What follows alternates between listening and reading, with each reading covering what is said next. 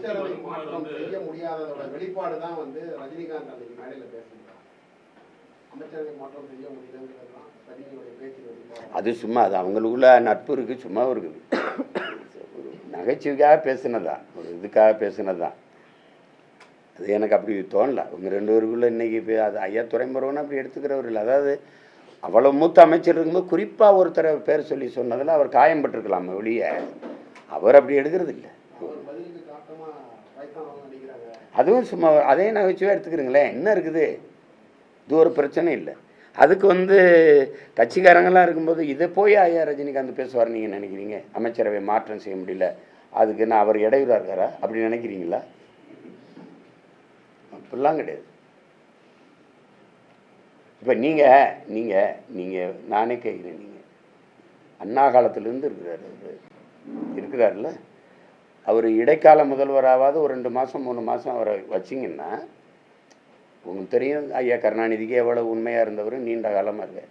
எம்ஜிஆர் படிக்க வச்சார் அவர், உங்களுக்கு தெரியும். எம்ஜிஆர் தான் படிக்க வச்சார். ஆனால் எம்ஜிஆர் கட்சியில் இல்லை அவர்.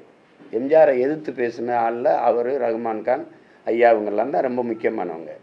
அப்போ அப்படி இருக்கும்போது அவர் அவ்வளோ தூரம் இவருக்கு விசுவாசமாக இருந்தார்.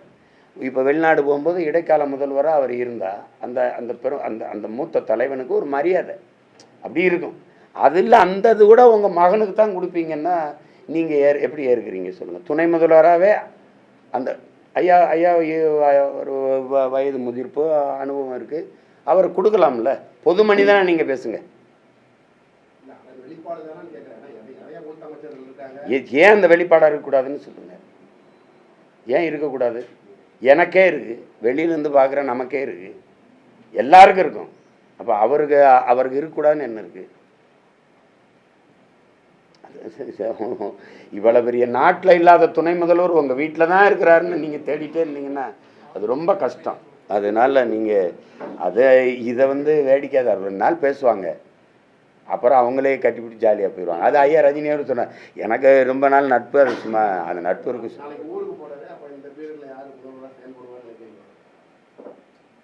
அது அவர் சொல்லிட்டு போவார்ல, உங்களுக்கு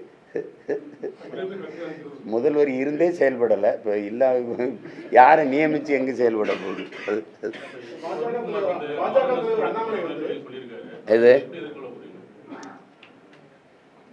இது மானம் அவருக்கு மட்டும்தான் பட்டா போட்டு கொடுத்துருக்கா, எங்களுக்கெல்லாம் மானம் கிடையாது.